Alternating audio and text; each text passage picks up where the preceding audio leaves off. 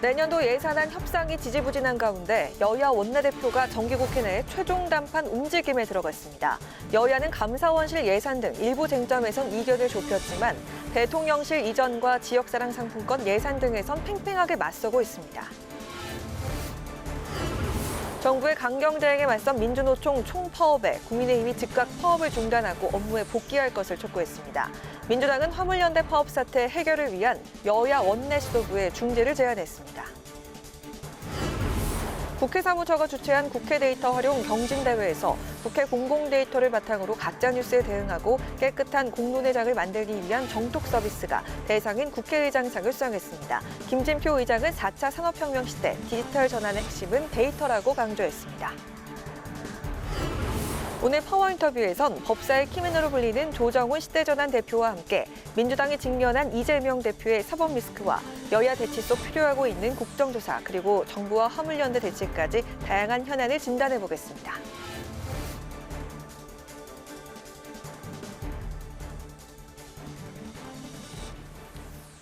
여러분 안녕하십니까? 12월 6일 의정 종합뉴스 뉴스엔 시작하겠습니다. 정기국회 회기 종료 사흘을 남기고 여야 원내대표가 내년도 예산안 처리를 위한 막바지 협상에 들어갔습니다. 여야 원내대표와 정책위 의장, 예결위 간사가 참여하는 3+3 협의체가 가동된 건데요. 하지만 예산안 합의안 마련까지 여야가 조율해야 할 쟁점은 상당합니다. 대통령실 이전 예산과 지역화폐 예산 등을 놓고 여야 입장차가 여전한 것으로 알려졌는데 이상민 행안부 장관 문제도 여전히 변수로 남아 있습니다. 박지영 기자입니다. 난항을 거듭하고 있는 여야의 내년도 예산안 협상이 결국 여야 원내대표에게 넘어갔습니다. 김진표 국회의장 주재로 다시 마주한 여야 원내대표는 양당 정책위 의장, 예결위 간사도 함께하는 3+3 협의체 가동에 들어갔습니다. 의견 접점을 보지 못한 예산 정리하기 위해서 원내대표들이 다시 그동안 논의의 이 과정이라든지 양당의 주장이라든지 이런 것을 듣는 시간을 가지도록 그렇게 했습니다. 쟁점이 많이 남아있네요. 양당 원내대표 정책위의장 간사들이 첫 3+3 회동을 갖고 그 쟁점을 더 좁혀나가는 노력들을 본격적으로 더 하기로.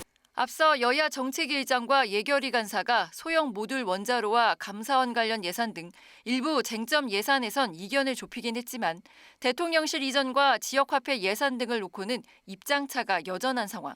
하지만 여야 모두 오는 9일까지인 정기국회 내 예산안 처리에 공감하고 있는 만큼 협상에도 속도를 낼 것으로 보입니다. 남은 기간 동안이라도 최대한 머리를 맞대고 서로 양보할 것 양보하고 해서 법정 기간 내 예산이 꼭 통과됐으면 좋겠습니다. 문제투성인 정부 원안에 사수만 고집하면서 시간을 끌 게 아니라 과감한 조정과 양보로 예산 협상을 조속히 타결해야 할 것입니다. 막바지에 다다른 정기국회. 내년도 예산안 처리를 위해 여야 원내 지도부 간 최종 담판이 사실상 예고된 가운데 이상민 행안부 장관의 거취 문제가 여야 협상의 막판 변수로 작용할 것으로 보입니다. 국민의힘은 오는 8일과 9일 열릴 본회의에서 민주당이 이 장관의 해임 건의안이나 탄핵 소추안을 예산안 처리와 연계해선 안 된다고 거듭 강조했습니다. 국회방송 박지영입니다. 민주노총이 오늘 예고한 대로 화물연대 총파업을 지지하기 위한 전국 동시다발 총파업 총력 투쟁 대회를 개최했습니다. 당장 국민의힘은 대한민국을 위기로 몰아넣고 있다며 파업 중단을 촉구했고 더불어민주당은 출구 전략으로 여야 지도부가 참여하는 중재 테이블을 제안했습니다. 보도에 태윤영 기자입니다. 민주노총 산하 일부 건설노조가 화물연대 파업을 지지하며 동조 파업에 돌입한 가운데 민주노총은 예고한 대로 오늘 전국 15개 지역에서 동시다발 총파업에 나섰습니다.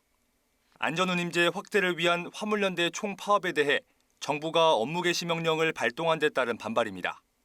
국민의힘은 윤석열 정부에 반대하는 기획 정치 파업이라며 파업 중단을 촉구했습니다. 화물연대 파업으로 관련 업계가 입은 피해만 3조 원이 넘는다며 대한민국을 위기로 몰아넣고 있다고 비판했습니다. 명분은 반노동 정책 저지라고 하지만은 그 실질은 반민생 투쟁, 반정권 투쟁의 다름이 아닙니다. 민노총은 반노동의 본거지가 되었습니다. 더불어민주당은 화물연대 파업을 북한의 핵 위협으로 비유한 윤석열 대통령의 발언이 파업 사태를 극단으로 치닫게 만들었다며 정부는 사태 해결을 위해 협상 테이블을 즉각 재가동해야 한다고 강조했습니다. 국회 역시 역할을 찾아야 한다며 여야 원내대표, 정책위 의장으로 구성된 지도부 중재 테이블을 제안했습니다. 국토교통위원회 양당 간사들이 더 이상 중재하기 어렵다면 화물연대 사태의 조기 타결을 위해 양당 원내대표나 정책위 의장이 바로 중재에 나설 것을 제안합니다. 이와 함께 민주당은 국회 국토위 소위에 단독으로 상정한 안전운임제 일몰 연장과 적용 품목 확대를 위한 법안 심사를 9일 이어갈 방침입니다. 하지만 국민의힘은 의회 폭거, 민주노총의 하청업체라고 비판하면서 법안 심사에 여전히 반대하고 있어 9일 열릴 국토위 소위에서 여야 충돌이 불가피해 보입니다. 국회방송 태윤영입니다. 100년 대계의 공적연금 제도 마련을 위해서 후반기 국회에서 출범한 국회 연금개혁특별위원회가 오늘 연금 관련 현황을 점검했습니다. 여야는 기금 소진 우려 등 연금에 대한 국민적 신뢰도는 낮다고 지적하면서 안정적인 노후 소득 보장 방안을 마련해야 한다고 강조했습니다. 홍혜진 기자가 보도합니다. 민간 자문위를 구성하고 본격 활동에 돌입한 국회 연금개혁특위가 보건복지부와 고용노동부로부터 국민연금과 기초연금 등 연금 관련 현황을 보고받았습니다. 복지부는 기금 고갈과 노인 빈곤율 증가 상황에서 연금 개혁은 더는 미룰 수 없는 시대적 과제라고 강조했습니다. 그러면서 국민연금의 재정적 지속 가능성을 위해 보험료율 조정이 필요하고 수급 개시 연령 상향 등을 검토해야 한다고 설명했습니다. 현재 국민연금은 9%의 보험료율로 40년을 가입했을 때 소득의 40%를 받도록 설계돼 있는데 청년층은 줄고 노인층은 느는 추세로 인해 35년 뒤면 기금 고갈이 우려되는 상황입니다. 연금 급여 수준이 낮아 적정 노후 소득 보장 기능이 미흡하고 세대 간 형평성, 공정성 문제가 제기되는 등 여러 어려움에 직면하고 있습니다.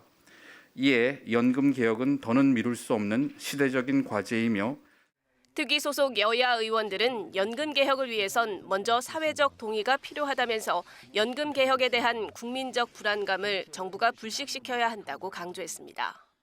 20대에서 40대 사이에 과연 우리가 수급 연령이 되면은 공직연금을 받을 수 있을까라는 이렇게 불안감이 있습니다. 그런 불신이 있기 때문에 그래서 과연 이거를 제대로 수령을 할 수 있을지 이게 신념을 좀 믿음을 심어주는 게 경제적 틀에만 묶어버리면 바로 연금을 나중에 받을 수 있을까 불신의 문제가 들어가고 국가의 지급 보장 문제를 같이 결부시켜야지만 신뢰를 회복할 수 있는 거 아니겠습니까?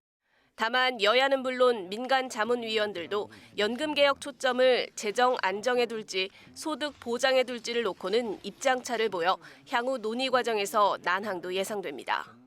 정부는 연금 개혁의 근거 자료가 될 국민연금 재정 추계 결과와 국회 연금특위 운영 결과 등을 반영한 종합 운영 계획을 내년 10월까지 수립할 예정인데 그동안 논의가 지지부진했던 연금 개혁이 성과를 낼 수 있을지 관심입니다. 국회방송 홍혜진입니다.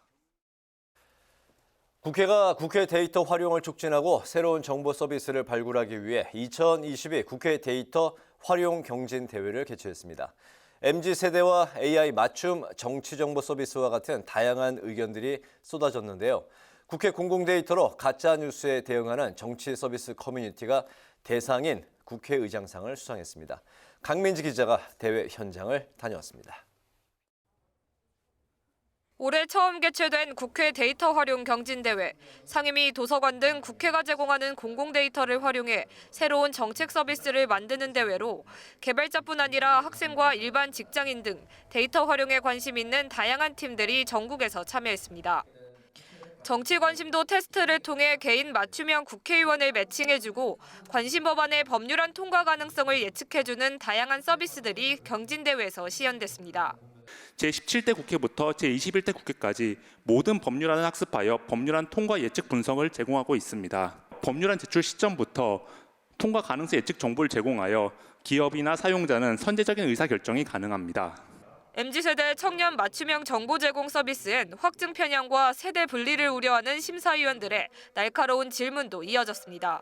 지금 정치 성향에 대해서 그 좀 알고리즘을 이용을 하고 그리고 뭐 정치 성향과 관련되는 정보들을 계속적으로 제공을 하고 이럴 경우에 좀 MZ 세대의 좀 정치 편향이 혹시 좀 강화될 가능성이 있는지. 일단 편향성에 같은 경우에는 저희가 향후에 이 사용자 기반 협업 필터링을 사용해서 다른 씨앗들이 본 뉴스나 다른 씨앗들이 본 콘텐츠들을 추천할 예정으로. 총 52개 팀이 참여해 예선을 통과한 건 단 7팀. 이 중 국회 공공데이터를 통해 깨끗한 공론회장을 만들어 가짜뉴스에 대응한다는 정톡 서비스가 국회의장상인 대상을 수상했습니다. 앞으로는 이제 데이터로 이제 이루어진다라고 생각을 하거든요. 데이터를 가지고 단순히 조회용 말고 여러 가지 활용 방안을 더 생각을 해보신다면은 이제 활용 방안이 무궁무진할 것 같아요. 시상에 나선 김진표 국회의장은 4차 산업혁명 시대의 디지털 전환 핵심은 데이터라며 방대한 국회 데이터를 홍보하고 활용할 수 있는 방안을 다 함께 모색하자고 강조했습니다. 개방형 데이터에 기반해서 다양한 활용 방안을 모색해야만 우리가 세계의 이 디지털 전환 추세에 뒤치지 않으리라고 생각합니다. 앞으로 우리 국회가 데이터의 개방과 활용 그리고 새로운 가치 창출 환경 조성을 위해서 더 열심히 다양한 분야에서 노력하도록 할 것입니다. 국회 사무처는 수상작들을 활용하고 또 해마다 대회를 개최해 지속적인 개방형 데이터 서비스 발굴에 나설 계획입니다. 국회 방송 강민지입니다. 국민의힘과 정부가 당정 협의를 갖고 서민 취약계층의 금융 부담을 완화하기 위해 5대 시중은행의 대출 중도 상환 수수료 면제를 요청했습니다. 성일종 정책위 의장은 서민들이 중도 상환 수수료가 부담돼 금리가 낮은 대출로 대환하지 못하는 경우가 많다며 수수료를 한시적으로 면제하는 방안을 추진하기로 했다고 밝혔습니다. 이와 함께 당정은 안심 전환 대출의 주택가격 요건을 9억 원으로 완화하고 대출 한도도 5억 원으로 올리기로 했습니다. 이른바 청담동 술자리 의혹 제기 논란을 두고 더불어민주당 김의겸 의원과 한동훈 법무부 장관이 공방을 벌였습니다. 한 장관은 지난 2일 김의겸 의원을 비롯해 더 탐사 관계자와 제보자에게 대해 허위사실 유포 혐의로 고소하고 10억 원의 손해배상을 청구하는 소송을 제기했다고 밝혔습니다. 이에 김 의원은 자신의 SNS에 법에 따라 당당하게 응할 것이고 한치도 물러설 생각이 없다며 한 장관의 10억 원 소송은 형사처벌은 물론 돈으로 입을 틀어막겠다는 것이라고 주장했습니다. 김진표 국회의장은 오늘 국회를 방문한 응우엔 수원푹 베트남 국가주석과 회담을 갖고 양국이 포괄적 전략 동반자 관계로 격상했다며 실질적 협력 강화 방안을 논의했습니다. 김 의장은 푹 주석에게 베트남 정부가 한국 기업의 원활한 활동 여건에 관심을 가져달라며 한국 금융기관의 베트남 법인 지점 설립 인가와 취업 비자인 노동 허가증 발급을 조속히 처리해 줄 것을 요청했습니다. 또 베트남의 2030 부산 세계박람회 지지를 당부하고 푹 주석의 베트남 초청에 대해선 가급적 빠른 시기에 방문하겠다는 의사를 밝혔습니다.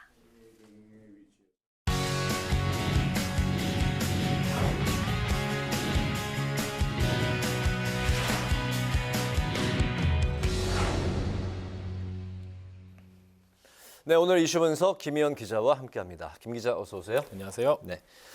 민주노총 화물연대 총파업이 이제 오늘로 13일째 이어지고 있는데 여전히 강대강 대치를 이어가고 있죠? 네, 그렇습니다.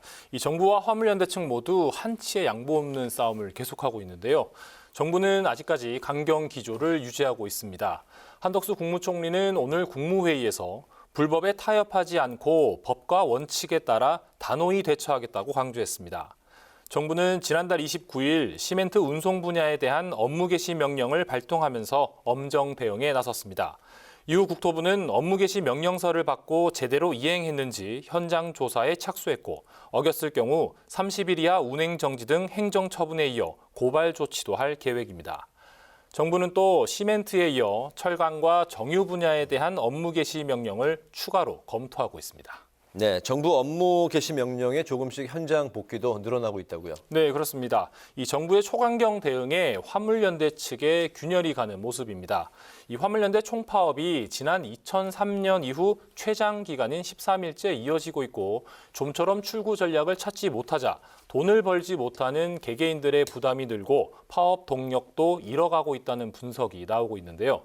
국토부에 따르면 실제 파업 출정식 당시 9,600명이 참여했지만 최근에는 참가 인원이 5,300명으로 감소했고 업무 개시 명령이 발동된 시멘트 운송량은 평년 대비 84% 수준을 회복했다고 밝혔습니다. 네, 화물연대 측에 균열이 가는 모습이라고 이제 김 기자가 이야기를 했는데 민주노총이 강경 대응 움직임을 보이고 있네요. 네, 그렇습니다. 이 민주노총은 이 정부의 업무 개시 명령을 규탄하면서 오늘 오후 서울과 경기 등 전국 15개 거점에서 총파업 총력 투쟁 대회를 열었습니다.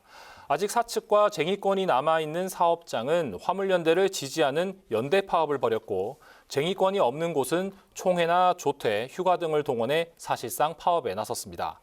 또 화물연대는 정부의 업무 개시 명령 발동은 반헌법적이고 반노동정책이라고 비판하며 서울행정법원에 업무 개시 명령 처분 취소 소송을 청구했고 국가인권위원회에도 진정을 제기했습니다. 네, 정부와 화물연대 간의 이제 갈등이 점점 장기화되고 있는 그런 양상인데 네. 그 국회 움직임은 어떻습니까? 네, 국민의힘은 이 불법 파업으로 규정하고 정부의 강경 대응에 힘을 실었습니다. 이 주호영 원내대표는 화물연대에 힘을 싣기 위한 민주노총의 총파업 돌입에 대해 반민생투쟁이자 반정권투쟁이고 민노총은 반노동의 본거지가 됐다고 비판했습니다. 성일종 정책위의장은 국민 경제의 혈맥인 물류를 인질로 삼은 집단 이기주의고 윤석열 정부를 끌어내리기 위한 것이라며 불법 파업을 통한 부당한 요구를 수용해선 안 된다고 주장했습니다. 더불어민주당은 정부와 화물연대가 강대강 대치를 멈추고 협상 테이블을 즉각 재가동해야 한다고 촉구했는데요. 박홍근 원내대표는 정부가 화물연대 파업을 정치 파업으로 매도해서는 해법이 나올 수 없다고 비판했고 화물연대를 향해서도 원한만 고수하는 강경 태도로는 사태를 해결할 수 없다고 말했습니다. 김성환 정책위의장은 정부가 안전운임제 대상 확대 협의 약속은 이행하지 않은 채 화물연대 파업을 북핵 위협에 빗대며 이적 단체화하고 있다고 비판했습니다. 네, 화물연대는 이제 안전운임제, 일몰제 이제 폐지 등을 이제 주장하고 있는 상황인데 관련한 법안 논의는 어떻게 진행이 되고 있습니까? 네, 현재 이 국토위 교통법안 심사 소위에 계류 중인데 여야 이견이 여전합니다. 일단 화물연대는 올해 말 일몰되는 안전운임제를 영구화하고 적용 품목 확대를 주장하고 있는데요. 이에 대해 정부 여당은 안전운임제를 3년만 연장하되 품목 확대에는 반대하고 있습니다. 민주당은 3년 연장에 적용 품목 3개 확대라는 중재안을 내놓은 상태인데요. 국토위 여야 간사가 이 같은 안들을 가지고 중재에 나섰지만 좀처럼 합의점을 찾진 못하고 있습니다. 그러자 박홍근 민주당 원내대표가 사태 해결을 위한 국회 역할론을 강조하며 이번 사태 조기 해결을 위해 여야 원내대표와 정책위의장이 중재에 나서자고 제안했습니다. 앞서 국토위 교통법안 심사 소위는 지난 2일 안전운임제와 관련한 화물자동차 운수사업법 개정안 심사에 나섰지만 국민의힘은 파업을 철회하지 않으면 법안 논의에 나서지 않겠다며 불참했고 야당 단독으로 심사가 이뤄졌습니다. 민주당은 이번 주 다시 소위를 열어 안전운임제 중재안을 심사할 계획입니다. 교통법안 심사 소위와 국토위, 위원장 모두 민주당 소속이고 의결 종족수가 되기 때문에 야당 단독으로도 처리가 가능하지만 이 국민의힘은 법사위에서 저지할 계획이어서 최종 처리까지는 난항이 예상됩니다. 그렇군요. 오늘 이슈 분석은 김희연 기자와 함께했습니다. 김 기자 수고했습니다.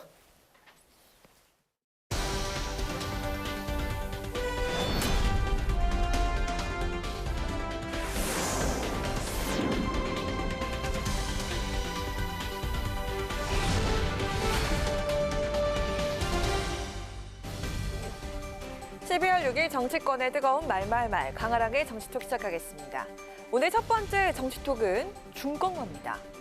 2022년 12월 이른바 중꺾마 열풍이 불고 있는데요. 바로 중요한 건 꺾이지 않는 마음이라는 슬로건입니다. 우리 태극전사들이 극적인 16강 진출을 확정하던 그 환희의 순간에 모든 이들의 가슴을 뭉클하게 했던 글귀이기도 했습니다. 오늘 새벽 브라질에 패하면서 대한민국 축구 대표팀의 여정은 여기서 멈췄지만 사상 두 번째 원정 16강이라는 쾌거뿐 아니라 새로운 희망도 확인을 했는데요. 손흥민 선수의 이 말처럼 우리 자랑스러운 선수들이 그야말로 모든 걸 바친 멋진 경기였습니다. 윤 대통령은 오늘 우리 축구대표팀에게 정말 고생이 많았다면서 격려 인사를 전했는데요. 여야 정치권도 일제히 메시를 내놨습니다. 무슨 일이든지 이룰 수 있다는 희망과 불굴의 정신을 국민에게 안겨준 아주 소중한 월드컵이었습니다. 태극 전사들에게 다시 한번 박수를 보냅니다. 한국 축구의 저력을 당당히 보여줬습니다. 포기하지 않고 마지막 1분 1초까지 최선을 다한 우리 선수들이 정말 자랑스럽습니다. 특히 마스크를 쓴 채 풀타임 투혼을 펼쳤던 손흥민 선수, 멋들어진 어시스트로 황희찬 선수의 역전골을 도우면서 16강 진출에 결정적인 역할을 하기도 했었죠. 브라질전이 끝난 후 브라질 국가대표 히샬리송이 토트넘에서 함께 뛰고 있는 절친 손흥민에게 따뜻한 포옹으로 위로를 건네면서 동료애를 보여줘서 눈길을 끌기도 했습니다. 이번이 월드컵 세 번째 도전이었던 캡틴 손흥민. 4년 뒤면 34세로 충분히 출전 가능한 나이입니다. 본인 역시 자신감을 드러내면서 다음 월드컵을 기약했는데요. 중요한 건 꺾이지 않는 마음이라는 어쩌면 이 시기 우리 모두에게 가장 필요했을 말일지도 모를 의미를 되새겨준 대한민국 축구대표팀. 고맙습니다. 그리고 고생 많으셨습니다. 자, 이어서 오늘의 두 번째 정치톡. 천공 개입설입니다. 또 정치권에 등장한 이 이름, 일명 천공이라고 불리는 역술인인데요. 김종대 전 정의당 의원의 주장부터 먼저 들어보시죠. 국방부 고위 관계자로부터 육군 참모총장 공간에 천공이 나타났다. 용산 국방부 청사 앞에 육군 참모총장 서울사무소가 있습니다. 예, 여기에도 천공이 다녀갔다. 이런 어떤 구체적인 증언을 듣기 이릅니다. 김용현 TF장이라고 왜 지금 경호처장 한 분을 대동해서 공간을 둘러보겠다고 찾아왔어. 천공이 왔지. 와서 1시간 정도 둘러보고. 그 외교부 장관 공간으로 바뀌었잖아요, 나중에. 그게 천공이 다녀간 직후에 일어난. 김종대 전 의원에 이어서 민주당 김성환 정책위 의장은 심지어 국정농단까지 언급하면서 천공이 관저를 바꾸는 데 관여했다는 의혹에 힘을 더했습니다. 만약 김종대 전 의원의 발언이 사실이라면 그야말로 제2의 국정농단에 해당될 만큼 중대한 일이 아닐 수 없습니다. 한 나라의 국가 운영을 무속에 맡길 수는 없지 않겠습니까?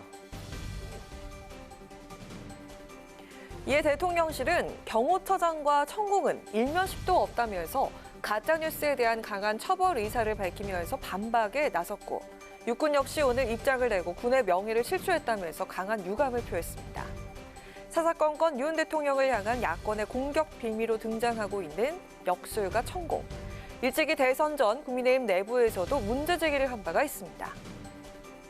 정법이라는 사람이 이런 말을 해요. 내 손바닥이 빨간 이유가 손바닥에서 에너지가 나가기 때문이고 이걸로 암 걸린 환자가 피를 토하고 암을 낳았다. 이 사람하고 우리 윤석열 의원 어떻게 알게 됐습니까? 지금 말씀하시는 거는 제가 믿을 거라고 생각하시고 하는 얘기예요? 아니요. 아니 왜 이런 사람이 만나가지고 내가 멘토니 지도자 수업을 시켰느니 이런 소리를 하니까. 아니 그러니까 제가 모르니까 만났고 예.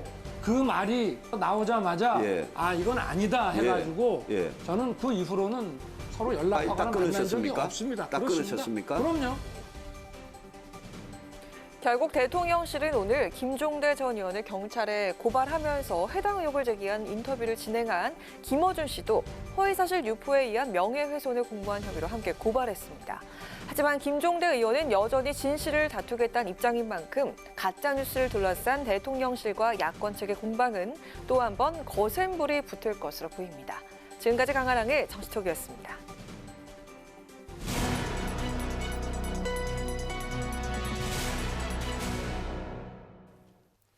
네, 서훈 전 국가안보실장 구속 이후 문재인 전 대통령을 비롯해 문정부 청와대 인사들이 잇따라 검찰 수사에 반발했습니다.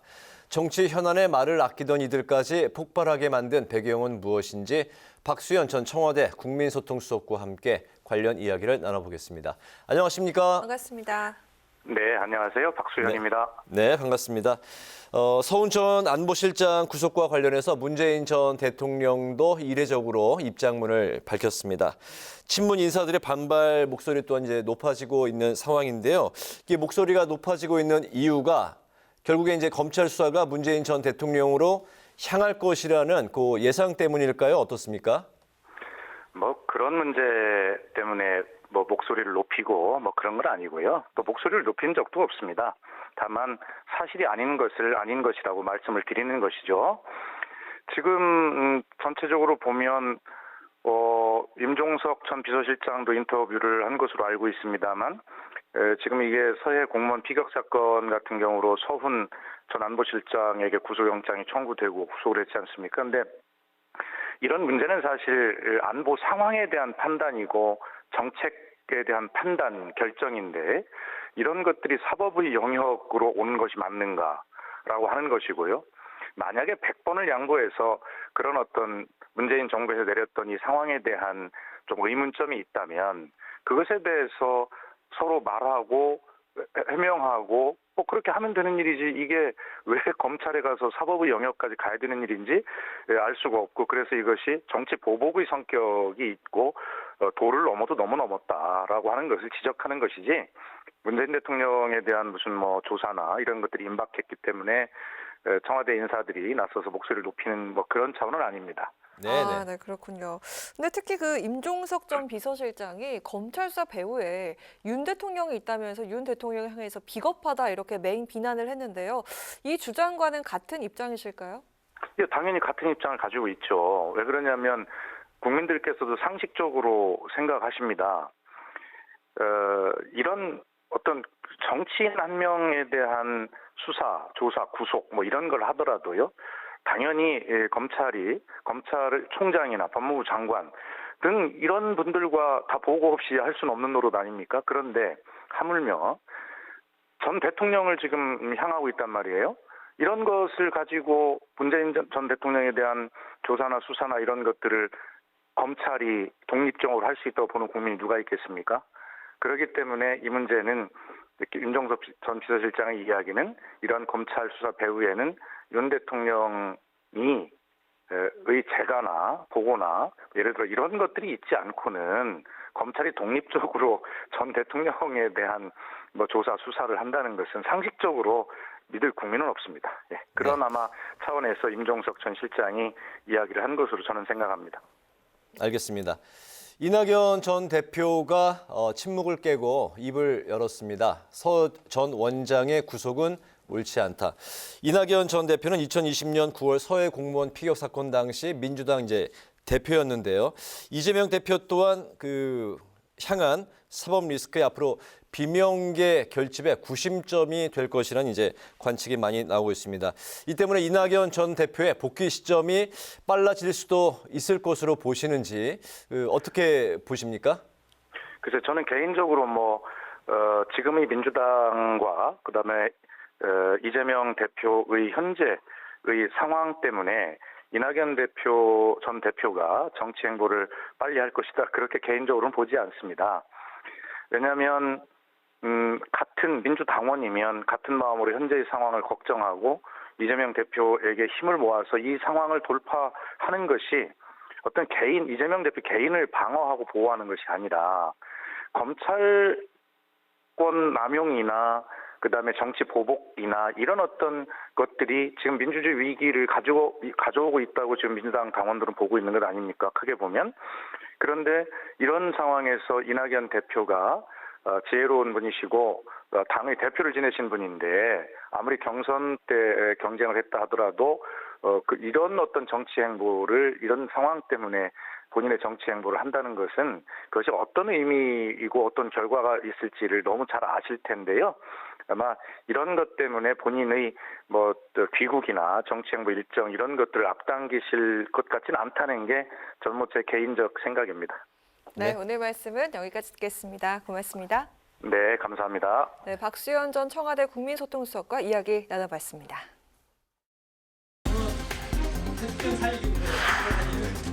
연동제로 시작된 모자이크가 될 거라는 생각입니다.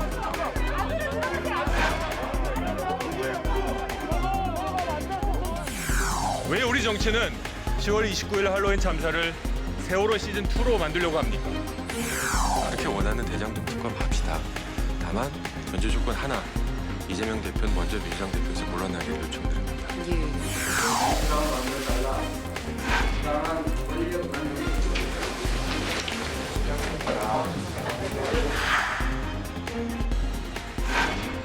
국정감사 일정 자체를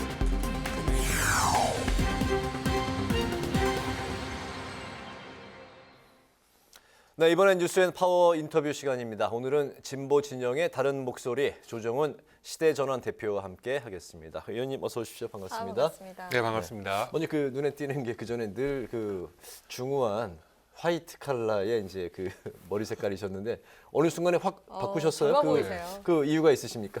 아, 다들 이제 정치의 젊은 피다, 네. 차세대다 하는데 딱 만나보니까 너무 머리가 그렇다. 그래서 염색을 했는데요. 네. 많이 힘듭니다. 유지하기가 정말 힘듭니다. 아, 젊은 피와 헤어 색깔을 같이 가기 위해서 네. 예, 분위기 전환을 위해서 바꾸셨군요. 예. 그 지금 머리도 아직도 잘 어울리십니다. 아, 놀리시는 거죠? 아닙니다. 진심입니다. 네. 그 의원님께서는 여야가 이제 첨예하게 대립하는 그런 주요 현안에서 네. 캐스팅 보트 역할을 이제 많이 맡고 계신데요. 그 민주당과 이제 그 다른 목소리를 내고 계십니다. 이 때문에 또 이제 비판 목소리도 여기저기서 이제 또 들려오고 있는데 소신을 굽히지 않는 것, 제3지대 목소리를 내고 있는 이 행보. 전체적으로 지금 그 정치 행보에 대해서 어떻게 스스로 좀 평가 내지 말씀을 하실까요? 예, 제3지대라는 말씀 하시는데 네.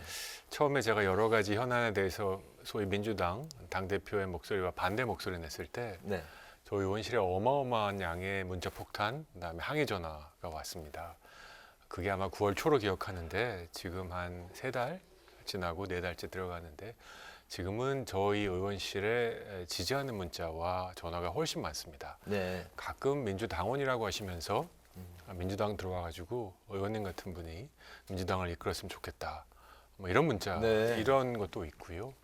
민주당 의원님들도 사적인 자리에서 만나면 응원한다고. 격려해 주시는군요. 잘하고 있다고. 네. 오늘도 어떤 중진 의원님이 이렇게 의원회관을 지나가는데 저랑 악수하면서 화이팅! 이러고 가셨습니다. 그 민주당 혹시 비주류 쪽 아니신가요? 저보다 훨씬 선수가 높은 의원이셨는데 네네. 이름 밝히면 아마 내일 일면에 나오실 겁니다. 알겠습니다. 그분의 문자 폭탄을 방지하기 위해서. 네. 이런 분들 많습니다. 왜 화이팅 하실까? 저는 제가 대변하는 이 위치, 입장을 침묵하는 다수의 마음을 대변하고 있는 게 아닐까. 이 방송도 보시고 정치 뉴스 다 보시지만 그런 자극적인 댓글 안 달고 퍼나르게 하지 않는 많은 국민들이 그래 저렇게 가야지 저렇게 가야지 라고 하시는 그런 얘기들을 많이 듣습니다. 어제는 식사를 했는데 네. 발레 파킹이라는 거 아시지 네네. 않습니까? 네. 이제 식사를 마치고 나왔는데 정리해 주신 분이 저를 알아보시더니 응원하신다고 하시면서 3,000원에 안 받겠다고 너무너무 감사하더라고요. 네. 이런 분들의 목소리를 제가 대변하는 게 제 정치의 목표입니다. 네. 목소리를 내지 못하고 있는 분들을 위해서 대신 목소리를 내고 있다. 알겠습니다. 네. 특히 정말 집단주의 패거리 정치 때문에 아무것도 못하고 있는 것 같아요. 저는 이재명 당대표가 된 뒤에 우리 국회가 3단어로 압축된다고 생각합니다. 뭡니까? 탄핵, 네. 특검, 해임. 탄핵, 특검, 해임, 탄핵, 특검, 해임. 뭐 거의 모든 뉴스의 80%가 이 주제입니다. 네. 과연 우리 국회가 하나라도 지금 앞으로 나가고 있는 의제가 있는지. 민생이 점점 어려워지고 내년은 더 어렵다고 하는데 과연 우리 국회가 푸는 문제가 하나라도 있는지 계속 문제만 꼬이게 만들고 있는 국회가 아닌가. 저는 이런 두려움이 있고 저를 포함해서 우리 정치권 정말 크게 반성해야 된다 생각합니다. 알겠습니다. 네, 최근에도 크게 우려를 표하신 바가 있는데 그 이재명 대표의 사법 리스크가 진보 진영 전체를 침몰시킬 수 있다 이렇게 우려를 표하셨습니다. 이쯤에서 그렇게 보셨던 이유에 대해서 좀 구체적으로 들어볼까 하는데요. 예, 저는 이재명 대표의 그 워딩이나 메시지를 들으면 마치 이순신 장군 코스프레를 하시는 게 아닌가 싶습니다. 나를 따르라.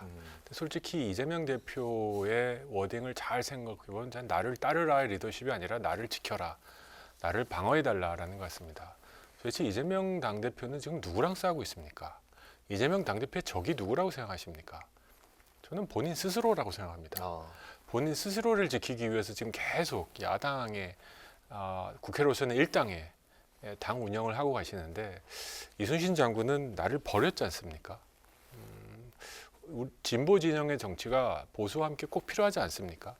그런데 지금 진보 진영하면 이재명 당대표 지키기, 이재명 당대표에 유리한 얘기하면 진보 진영, 아니면 그 반대, 이런 말도 안 되는 논리들이 그런 진보 정치가 벌어지고 있습니다. 진보 정치의 가장 강한 특징 중에 하나는 다양성이라고 생각합니다. 소수의 목소리를 존중해 줄 수 있는 정치가 진보 정치인데 지금은 집단주의와 패거리 정치로 다른 목소리만 내면 바로 그냥 이런 표현 써도 되는지 모르겠는데 밟아버리죠. 저는 동의할 수 없습니다. 네. 요즘 표현이 모르겠습니다. 그 의원님 그 전보다 좀 한층 수위가 좀 강화된 게 아닌가 싶기도 하고, 이 방송 관련해서 이재명 대표가 좀 절벽에서 뛰어내리는 리더십을 보여달라 이런 이제 표현도 이제 눈에 띄었는데요. 이재명 대표와 그 민주당 지도부는 이재명 대표를 향한 그 검찰의 그 수사 칼날에 대해서 정치 보복, 야당 탄압이다 이런 입장인데 여기에는 또 어떤 생각이실까요? 아마 감옥에 가 계신 분들한테 억울하냐고 물어보면 안 억울하신 분이 있을까요? 나에게 돌아오는 수사가 정치 보복이다라고 하기 위해서 당대표 되신 거 아닙니까? 저는 좀 솔직해질 필요가 있다고 생각합니다. 겹겹이 방탄조끼 입고 지금 이거 준비하신 거 아닙니까? 그런 이 결과가 지금 뭔가 저는 여러 가지로 대장동 게이트에 대해서는 전적인 수사를 지지합니다. 지난 대선은 어떻게 보면 대장동 대선이라고 할 수 있을 정도로 저는 기득권 게이트였다고, 기득권 카르텔이었다고 생각합니다. 언론사부터 시작해서 변호사, 회계사, 국회의원 아들, 검사, 안 엮인 사람이 없고 화천대유라는 회사는 11,000%의 수익률을 낸. 그래서 이건 제가 누가 잘못했는지 좀 끝까지 밝혀야겠습니다. 처벌받을 사람 처벌받아야겠습니다. 그리고 수조 원에 해당하는 우리 서민들의 돈을 뺏어간 사람들 다 국고로 환수시켜야 되겠습니다. 그래서 저는 필요하면 특검하자. 법사위에서 패스트트랙 동의하겠다. 도장 찍겠다. 공개적으로 3주 전쯤 말씀드렸습니다. 단 전제 조건이 있었죠? 전제 조건 하나 있습니다. 이재명 당대표가 당대표직을 먼저 내려놓기를 요청드렸습니다. 그래서 그 이유는 뭐 장난치자는 것도 아니고 이게 할 것이냐라고 하는데 정말 이재명 당대표가 본인의 결백을 믿는다면 저는 이 길만이 가장 확실하다고 생각합니다. 대장동 특검이 만약에 시작되면 검찰 수사가 다 중단되고 모든 자료가 특검으로 이첩될 겁니다. 자신에 대한 의혹뿐만 아니라 소위 국민의힘 진영의 의원님들의 의원은 아니겠죠. 여러 가지 의혹들 많이 있을 거라고 생각합니다. 이런 것들을 다 조사할 수 있는 특검. 제가 가장 두려워하는 것은 이재명 당대표가 당대표로 있으면 저는 특검 결과가 자신에게 불리할 경우 이것까지 부정할 수 있다고 생각합니다. 근데 특검 결과를 부정하면 나라가 더 이상 갈 데가 없습니다. 그래서 저는 다시 한번 이 방송을 보고 계실지 모르니까 요청드립니다. 제가 특검 패스트트랙에 동의하겠다는 거죠. 진심입니다. 제 정치 생명을 걸고 약속드립니다. 단 이재명 대표님도 당대표직을 내려놓으시고 우리 정치와 정쟁을 좀 분리하셨으면 좋겠습니다. 야당 탄압, 정치 보복이라는 그 주장을 하고 있는 민주당에 대해서는 동의하지 않는다는 그 확실한 그 말씀이시네요. 알겠습니다. 예, 동의하지 않습니다. 네, 최근에 그 여야가 극적으로 국정조사에 합의를 했는데 이상민 장관 경질 문제로 다시 그 힘겨루기가 시작됐습니다. 정기국회는 끝을 향해 가고 있고 국회에도 산적해 있는 과제가 참 많은 상황인데 여야가 그 모두 양보할 마음이 없어 보이거든요. 근데 국정조사에 대해서 반대를 하셨잖아요. 이 상황을 예견하시고 반대를 하신 걸까요? 제가 뭐 선지자도 아니고 예언자도 아니고 근데 솔직히 슬프게도 저는 이럴 줄 알았습니다. 그리고 더 중요하게 많은 국민들이 이러리라고 불안하게 예측하지 않으셨을까 싶습니다. 국회는 수사기관이 아닙니다. 잘 생각해 보시면 국회는 수사기관이 아닙니다. 국회는 정치기관입니다. 정치를 하는 기관입니다. 국회가 국정조사를 통해서 이태원 참사에 무언가를 밝혀내겠다. 마치 수사기관인 양 행세하겠다라는 건 저는 접근이 틀렸다고 생각합니다. 오히려 경찰의 수사가 부족하면 검찰의 수사로, 감사원의 감찰로, 그리고 진짜 필요하면 국회의 특검으로 모든 사실관계를 테이블 위에 올려놓은 다음에 이 사실관계에 대한 동의를 바탕으로 과연 어떤 사람이 어떻게 정치적 책임을 져야 되는지 논하자. 이 단계에서는 저는 야당의 목소리를 크게 낼 자격이 있다고 생각합니다. 근데 지금은 아닙니다. 네. 이렇게 되고 나면 무슨 부작용이 생기냐. 가장 큰 피해자는 저는 희생자와 유가족들이라고 생각합니다. 우리 세월호 2014년에 터졌을 때 제가 해외에 있었는데 정말 8,000km 떨어진 예루살렘에 살고 있었는데 다 울었습니다. 그 잠기는 배를 보고 네. 너무 슬펐습니다. 근데 그 이후에 지금 8년이 지난 지금 세월호 유가족을 향한 여러 가지 안 좋은 목소리들 적지 않습니다. 이태원 참사 유가족들이 기자회견 했었을 때 댓글이 꽤 갈렸습니다. 눈물 없이 못 보겠다라는 분들과 왜 거길 갔냐, 누가 가랬냐, 벌써 나눠지고 있습니다. 네. 이렇게 나눠지고 있는 상황을 지금 국정조사, 이 시점에서 국정조사는 더 갈릴 것입니다. 아무 득도 없을 것입니다. 도대체 민주당과 정의당이 밝히고 싶은 추가적인 뭐가 있습니까? 뭐 대통령의 몇 시간, 뭐 구청장의 몇 시간 이런 것도 없잖아요, 지금. 도대체 이거를 통해서 득이 될 게 누가 있을까? 정치인들 국정조사를 통해서 스타가 되겠다 이런 생각하면 안 됩니다. 그래서 저는 아직까지도 반대하고요. 빨리 수사 결과 12월 초에 나온다고 예상하고 있는데 보고 미진한 것들 추가 수사하고 그다음에 정치적으로 논의하자라는 제안입니다. 알겠습니다. 이제 화물연대 파업 이야기로 넘어가 보겠습니다. 오늘은 이제 13일째를 맞으면서 화물연대 이 파업이 그 자체 안에서는 조금 이렇게 그 조직이 좀 와해되고 있는 것 같다. 그 조직이 좀 그 느슨해지고 있다, 약해지고 있다. 이제 그 외부 평가가 나오고 있는데 이런 상황에서 윤석열 대통령은 화물연대 파업을 또 이제 북핵에 비유를 하면서 강경 대응 기조를 이제 이어가고 있습니다. 윤 대통령의 단호한 대응에 대해서는 어떻게 생각을 하시는지 궁금하고 국민 최근에 이제 매주 발표하고는 여론조사가 지난주 약간 높아진 건 윤 대통령이 이제 화물연대 파업에 대한 강경 기조가 좀 반영이 된 거다 이런 해석도 나오는데 여기 좀 동의를 하시는지 현 파업 상황을 또 어떻게 보고 계시는지 관련해서 쭉 총평 한번 들어보겠습니다. 제가 서울의 동작구에 살고 있는데 네. 제 아내가 어제 차를 이제 주유하기 위해서 그 주유소에 갔다가 휘발유가 없다는 소리를 듣고 네. 돌아와서 한마디 했습니다. 화물연대만 힘든가? 우리 모두 다 힘든데 네. 꼭 이렇게 해야 되나? 정치에 별 관심 없는 제 아내 얘기였는데 아마 민심의 한 줄 요약이 그게 아닐까. 화물연대가 파업할 때 안전운임제, 과속, 과적 하지 말자. 맞잖아요. 그래서 정부가 지금 3년 연장한 거지 않습니까? 네. 근데 거기서 멈추지 않고 아예 그냥 3년이 아니라 영구히 가자. 종목을 추가하자라고 하셨는데 저는 실질적으로 얻을 것 다 얻었고 이 추운 겨울에 조합원들을 시위를 몰을 정도의 명분은 이제 없다고 생각합니다. 정부도 아쉬운 게 있지만 안전운임제 동의했고요. 이제 공무원이 이런 식으로 일을 합니다. 3년 연장하고 또 3년 연장하고 하다 보면 결국 이게 없어서는 안 될 제도가 되는 거다. 그러니까 정부 입장에선 얼굴 붉히지 않으면 할 거 해준 건데 화물연대는 아니야 끝까지 가야겠어. 이제 협상에서 100대 0, 10대 0 다 내가 이겨야겠어 하다 보니 지금 화물연대는 출구 전략이 없어졌습니다. 그리고 진짜 원하지 않았을 것 같은 윤석열 대통령 지지율을 높여주는 주연이 되고 있습니다. 저는 6개월 동안 이렇게 지지율을 높여준 단일 사건이 있었을까 싶을 정도로.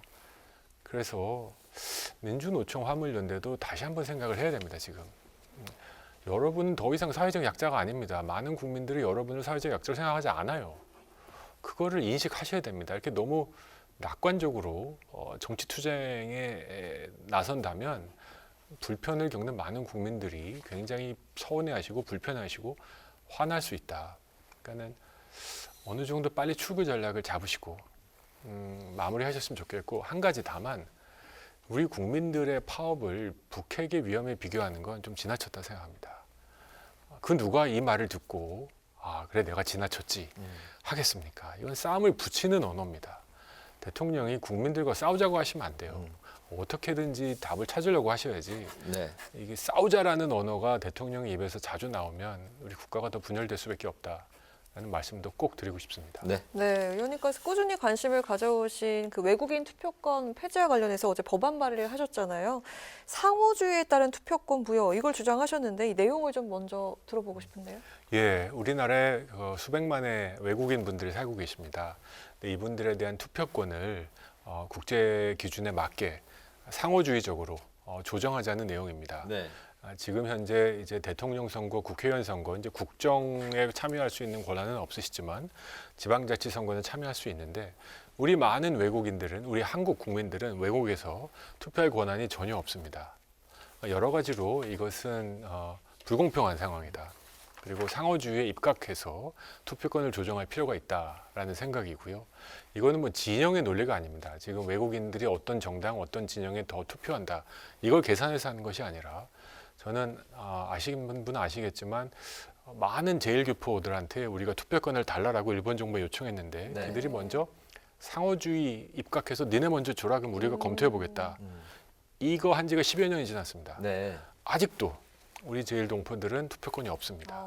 자, 이런 여러 가지 것들의 경각을 하기 위해서 우리가 이번에 조정할 필요가 있다. 또 다행히 법무부에서도 긍정적인 검토 의견서를 저희 의원실에 보내왔거든요. 저는 이건 꼭 한번 추진했으면 좋겠다는 생각입니다. 네. 네, 일명 캐스팅 보트 키맨으로 불리는 우리 의원님 앞으로 의정활동 목표와 방향이 개인적으로 참 궁금하거든요. 어떻습니까? 저는 저의 행동과 결정이 아까 말씀드린 우리 침묵하는 국민들의 마음을 읽어내는 정치인이 되고 싶습니다. 발레 파킹비 안 받으시는 분, 지하철에서 보고 수고한다고 악수 한번 하고 가시는 분들, 이런 분들 극렬 지지자 아닐 수 있습니다. 근데 이런 대부분의 국민들 다 고생하고 계신 분들을 위해서 정치가 가끔은 좀 박수 칠 만한 장면도 좀 만들어내는 그런 정치인 한 명쯤은 우리 국회가 있었으면 좋겠다. 그 역할을 제가 한번 해보고 싶습니다. 네, 알겠습니다. 이 질문 이제 좀 간단하면서 의원님들 이제 출연하시면 공통적으로 드리는 질문인데 그 정치인의 말에 대해서 어떻게 생각하시는지. 정치는 이제 말로 한다고 하고 또 말로 하는 전쟁이라고도 이제 그런 말도 있는데 평소에 이제 그 말씀하실 때 정치인이 되고 나서 그 어떤 정치 철학 뭐 하여튼 그런 것들이 담겨 있을 것 같습니다. 조금 전에 윤 대통령의 화물연대 파업에 대해서 북핵에 그 빗대서 한 그 표현은 싸움을 붙이는 언어다 또 이런 말씀도 하셨는데 정치인의 말에 대해서 어떻게 좀 생각을 하시는지 또 어때야 된다고 생각하시는지 좀 간략히 좀 들어볼까요? 맞습니다. 정치인의 가장 큰 무기는 이제 말과 글이죠. 네. 이제 선진화법 위에 이제 손발로 싸우는 정치는 이제 끝났죠. 다만 말이 더 날카롭고 무서울 수 있습니다. 말이 사람을 죽일 수 있지 않습니까? 네. 살릴 수도 있고. 그래서 저는 정치인의 언어는 국민의 마음이다라고 생각합니다. 네. 우리 국민들의 마음은 퍽퍽하지만 그래도 같이 살아가고 싶어 하시고 내와 나의 가족을 돌봐야 되지만 우리 공동체도 같이 성장하고 싶어 하는 그런 마음이 다들 있으시다고 생각합니다. 시원한 사이다 발언 보고 박수도 치시지만 가끔은 고구마 같은 하지만 꼭 필요한 미숫가루 같은 네. 그런 발언도 필요한 거라고 생각합니다. 그래서 조정훈의 언어로 우리 국민들이 분열되지 않으셨으면 좋겠다. 조정훈의 언어로 국민 한 분의 눈물이라도 고생하는 분이 제 때문에 우리 국가에 그나마 희망이 있는 것 같아. 이런 하신 분들이 조금씩 늘어나는 언어 계속 갖고 싶고 그런 언어를 계속 만들어 가고 싶습니다. 알겠습니다. 국민의 눈물을 닦아주는 마음의 언어 그렇게 이제 앞으로 정치인의 말 또 이제 정치를 하고 싶다는 바람을 마지막으로 보여주셨습니다. 오늘 그 뉴스엔 파워 인터뷰 지금까지 조정훈 시대전환 대표와 이야기를 나눠봤습니다. 오늘 말씀 잘 들었습니다. 네, 감사합니다. 잘 들었습니다. 감사합니다.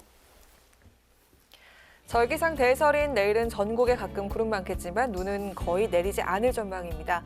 기온은 예년 수준을 웃돌면서 큰 추위는 없겠지만 맑은 날씨가 이어지면서 대기는 점차 더 메말라갈 예정입니다. 화재 유의하시기 바랍니다. 네, 오늘 뉴스에는 여기서 마치겠습니다. 시청해 주신 여러분 고맙습니다.